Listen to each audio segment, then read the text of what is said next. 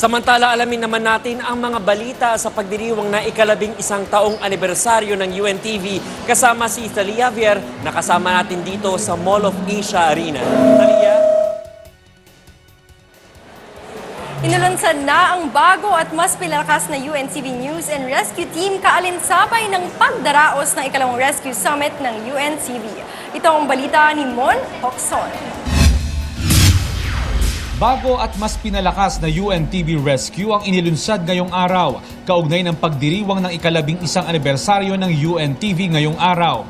Ipinakilala ang daan-daang mga bagong rescuer ng UNTV sa iba't ibang panig ng bansa, kasabay ng paglulunsad ng bagong hotline na matatawagan sa panahon ng emergency, ang 911 UNTV o 911-8688. The UNTV News and Rescue Team is ready with God's help and equipped with the knowledge and the advanced skills in rescue operations.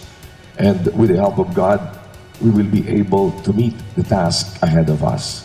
Kami po ang inyong mga maliliit na mga lingkod, laging nakahanda na tumulong sa awa at tulong ng Panginoon.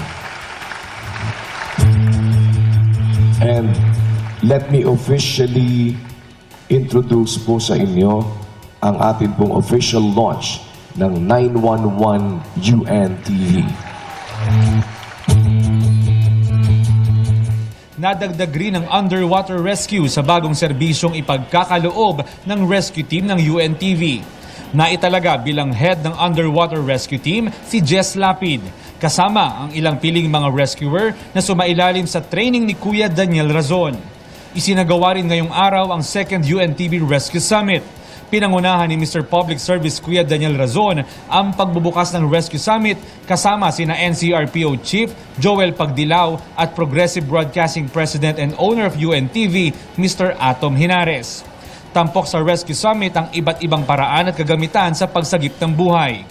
Nakadisplay rin ang iba't ibang sasakyan na ginagamit ng UNTV sa rescue operations, gaya ng ambulansya, fire truck, rescue boat, amphibious car at ang quad ski.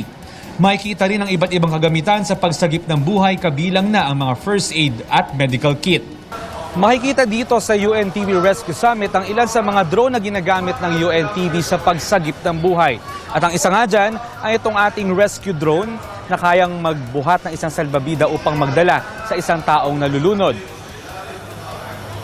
Ang isa naman, ang ating UNTV underwater drone. Ginagamit natin sa pag-survey, lalo na sa mga lugar na di kayang languyin ng mga tao.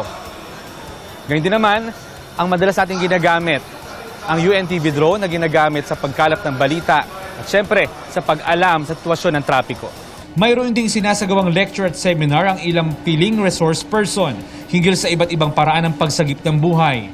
Nakiisa rin ang iba't ibang ahensya ng pamahalaan upang ibahagi ang kanilang mga kaalaman sa paghahanda sa mga kalamidad. Mon Hocson, UNTV News Worldwide.